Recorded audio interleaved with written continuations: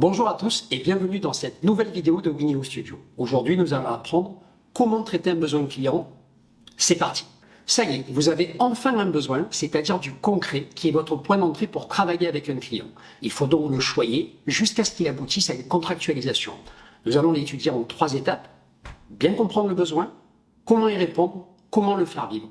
Notez que les informations que vous récolterez auprès de votre client seront issues d'un rendez-vous dédié et en physique si possible. Bien comprendre le besoin client va vous permettre de ne pas perdre de temps, mais surtout de ne pas faire perdre de temps à vos équipes. En règle générale, maîtriser l'écosystème de votre client va vous permettre de comprendre beaucoup plus facilement les termes et les outils spécifiques dont il vous parlera et dont il a besoin. Tout d'abord, le contexte et l'objectif du projet afin d'avoir une vision macro et de pouvoir en parler aux candidats. Les candidats sont beaucoup moins intéressés par les compétences spécifiques que par le cadre de la mission. Ça leur permet de se projeter et d'y voir un beau défi. Ensuite, parmi les compétences requises, quelles sont les compétences qui sont réellement indispensables? Le client va sûrement vous citer une dizaine de compétences, mais seulement 2 ou 3 sont réellement primordiales.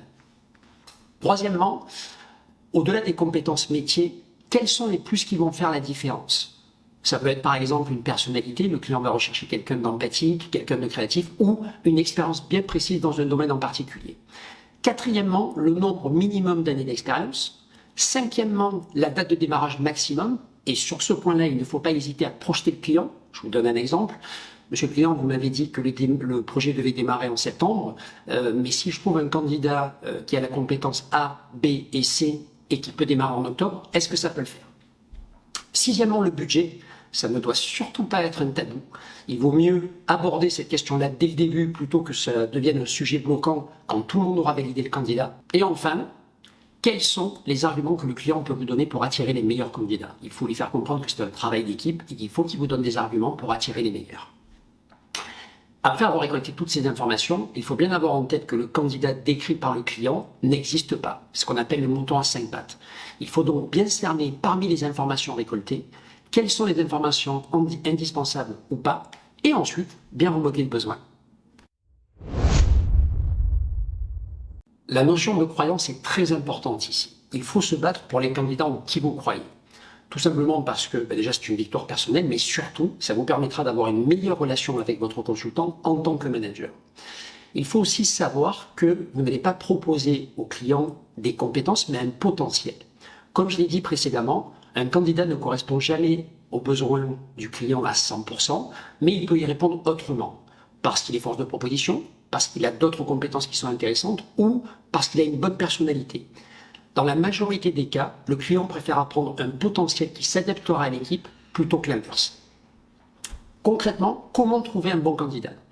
Le premier réflexe que vous devez avoir, c'est de checker dans votre vivier personnel de candidats qui correspondrait aux besoins.